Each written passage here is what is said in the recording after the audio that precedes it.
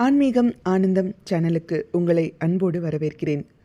குருவுக்கே உரிய வியாழக்கிழமைகளில் துதிக்கக்கூடிய குரு பகவான் ஸ்தோத்திரத்தை இந்த பதிவில் நாம் பார்க்கலாம். ஸ்ரீ குருப்யோ நமஹ. அகண்ட மண்டலாகாரம் வியாப்தம் ஏன சராச்சரம் தத்பதம் தர்ஷிதம் ஏன தஸ்மை ஸ்ரீ குரவே நமஹ. அஜ்ஞானதிமிராந்தஸ்ய ஞானாஞ்சனசலாக்கயாம் சக்ஷுருன்மீலிதம் ஏன தஸ்மை ஸ்ரீ குரவே நமஹ. குருர் பிரம்மா குருர் விஷ்ணுः குருர்தேவோ மகேஸ்வரः குருரேவ பரம் பிரம்ம தஸ்மை ஸ்ரீ குரவே நமஹ. ஸ்தாவரம் ஜங்கமம் வியாப்தம் யத்கிஞ்சித் சசராச்சரம் தத்பதம் தர்ஷிதம் ஏன தஸ்மை ஸ்ரீ குரவே நமஹ.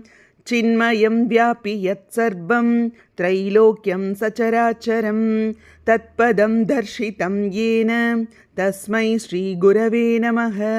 சர்வஸ்ருதிசிரோரத்ன விராஜிதபதாம்புஜः வேதாந்தாம்புஜசூர்யோ யஸ்தஸ்மை ஸ்ரீ குரவே நமஹ.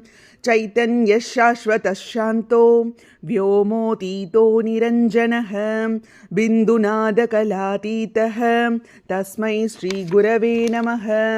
ज्ञानशक्तिसमारूढः तत्त्वमाला विभूषितः भुक्तिमुक्तिप्रदाता च तस्मै श्री गुरवे नमः. अनेकजन्मसम्प्राप्त कर्मबन्धविदाहिने आत्मज्ञानप्रदानेन तस्मै श्री गुरवे नमः. शोषणं भवसिन्धोश्च ज्ञानपंसारसम्पदः गुरोः पादोदकं सम्यक् तस्मै श्री गुरवे नमः. न गुरोरधिकं तत्त्वं न गुरोरधिकं तपः तत्त्वज्ञानात् परं नास्ति तस्मै श्री गुरवे नमः. मन्नाथः श्रीजगन्नाथः मद्गुरुः श्रीजगद्गुरुः मदात्मा सर्वभूतात्मा तस्मै श्री गुरवे नमः. गुरुरादिरनादिश्च गुरुः परमदैवतं गुरोः परतरं नास्ति तस्मै श्री गुरवे नमः.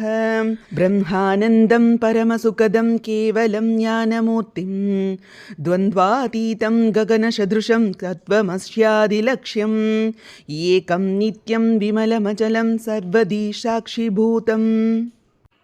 इति श्री गुरुस्तोत्रं सम्पूर्णं. श्री गुरुभ्यो நமஹ. ஹரிஹி ஓம். வியாழக்கிழமைகளில் குருவுக்குரிய இந்த ஸ்தோத்திரத்தை துதிக்கும் பொழுது குருவின் அருள் பரிபூர்ணமாக கிடைக்கப் பெறுவோம். இது போன்ற ஸ்லோகங்களுக்கும் ஆன்மீக விஷயங்களுக்கும் மறக்காம நம்ம சேனலை சப்ஸ்கிரைப் பண்ணிக்கோங்க. நல்லதே நடக்கட்டும், நன்மையை பிறக்கட்டும். நன்றி, வணக்கம்.